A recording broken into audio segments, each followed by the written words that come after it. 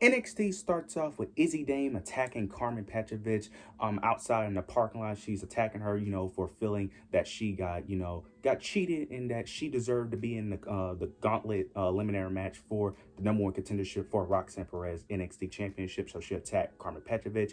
Later in her show, she tries to, convince Ava that she should be in the match. That's why she attacked Carmen, but Ava ends up replacing Carmen Petrovic with Burnley Reese in the Gauntlet Eliminator match to see who's the number one contendership for Roxanne Perez in the NXT title. I love what they're doing here. I love that they're giving Izzy Dame some more, some more feud, some more work on NXT, because I think she's one of the more underrated talent on NXT, especially as a heel. I think she could be one of the top heels if built correctly. So I love what they're doing with Izzy Dame as well. This is going to lead up to a match next week on NXT. So I love the opening. I love how they started off NXT. We get a quick Chase U promo. Chase U comes out. They basically celebrating the championship tag team title win last week against Nathan Axiom.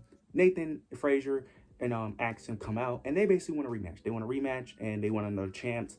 Then out of nowhere, Rich Holland kind of go on this rant, this motivational speech, of him, talking about how he came to NXT, how he wanted to be champion, how he was lost, but then he found Chase U. They made him feel like a family, all that stuff. It was kind of out of nowhere because it didn't make sense why he started going on that rant. But then Nathan and Frazier basically still command they're wanting a rematch. Duke and Riley ends up making an offer that if they could beat them, Duke Hudson and Riley Osborne, that they get a shot at NXT No Mercy for the NXT tag titles. So this leads into a match between Duke Hudson and Riley Osborne versus Nathan Axiom. Then we get the match between Nathan Frazier, Axiom versus Duke Hudson and Riley Osborne, which was a really, really good tag team match. Nathan and Axiom ended up picking up the victory, so they will be going to NXT No Mercy to face the NXT Tag Champions between Andre Chase and Rich Holland. That should be a very great match. I could see it going either way, but I'm assuming Chase U will retain because they just won those NXT tag titles. But that should be a very great match at NXT No Mercy. Next, we get Wendy Choo versus Lola Vice.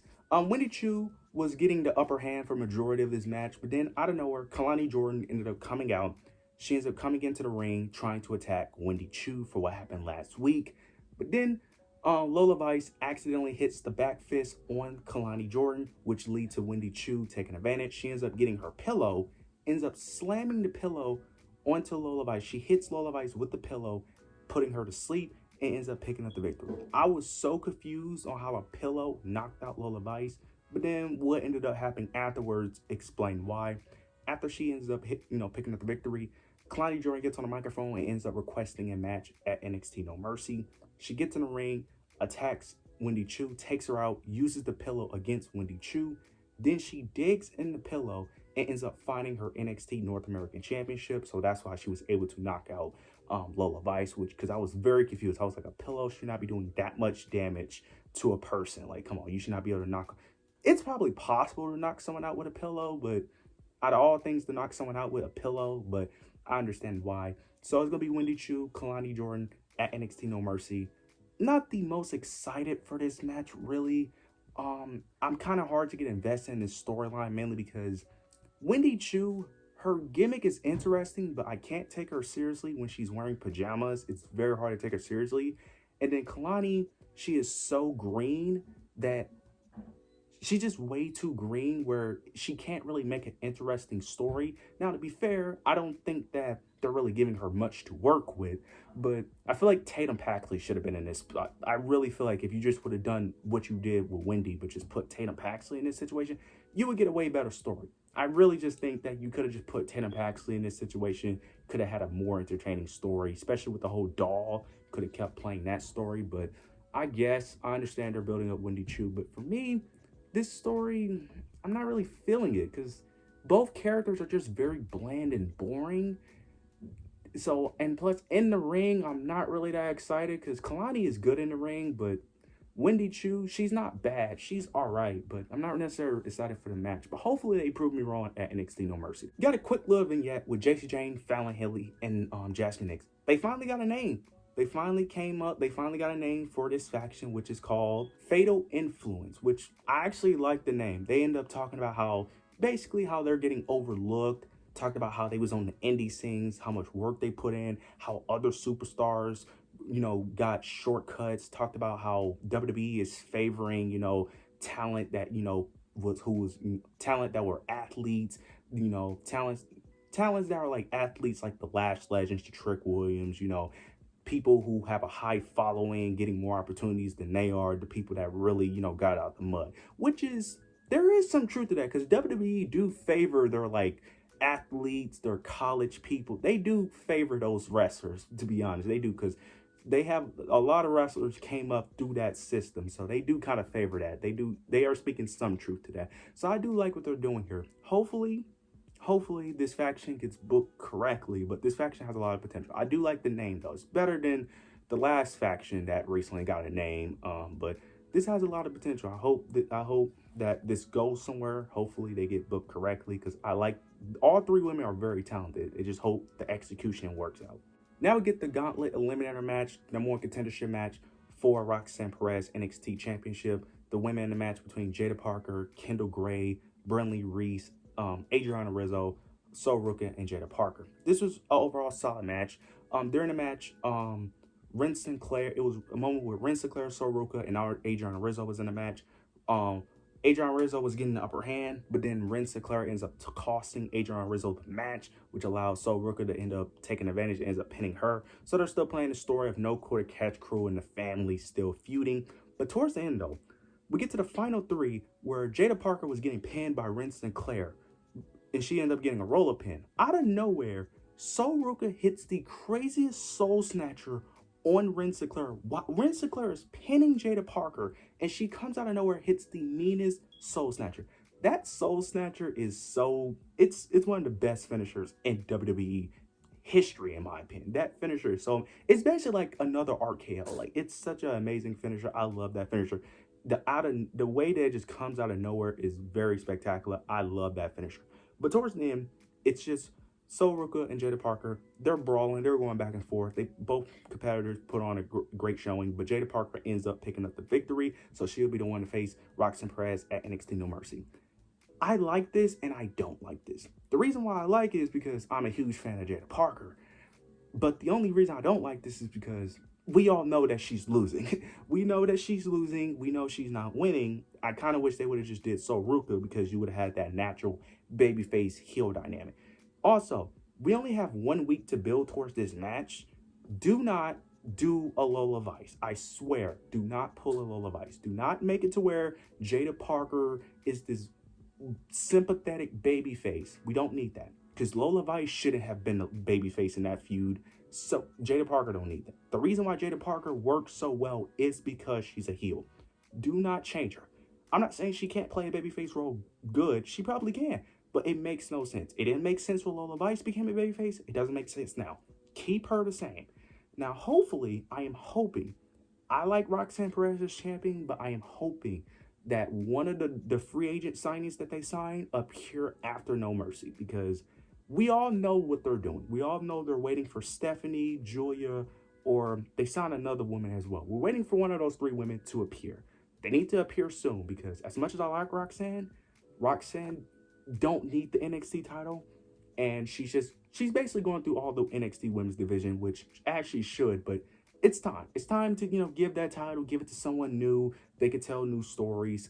It's time. Roxanne should be on the main roster. So hopefully one of those three women appear. I have low expectations, but the match itself, I'm very excited for. I'm not going to speak too much on this. We got a quick match between Hank the Tank versus the OC. Hank the Tank ends up picking up the victory.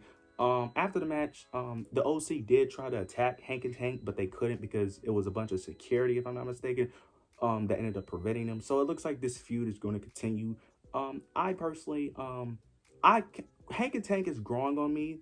I don't care too much about them, but they are growing on me week after week. So hopefully we continue to see them grow. Because we do need more tag teams. Because the main tag team that really gets shown is really just Nathan and Axel and Chase U. So hopefully more tag teams can show their real personality, build up that tag team division. Next, we get a quick segment. Sean Spears. Sean Spears was talking about what happened last week with Brooks Jensen. But then Malik and Idris ends up interrupting him and ends up basically calling him out. Called him out, ends up saying that, look, you don't care about Brooks. You're just taking advantage of him. You're just manipulating him. You're just getting into his head. Sean Spears ends up, basically, still playing the whole, I'm trying to help. I'm just trying to, help the lost soul reach his fullest potential.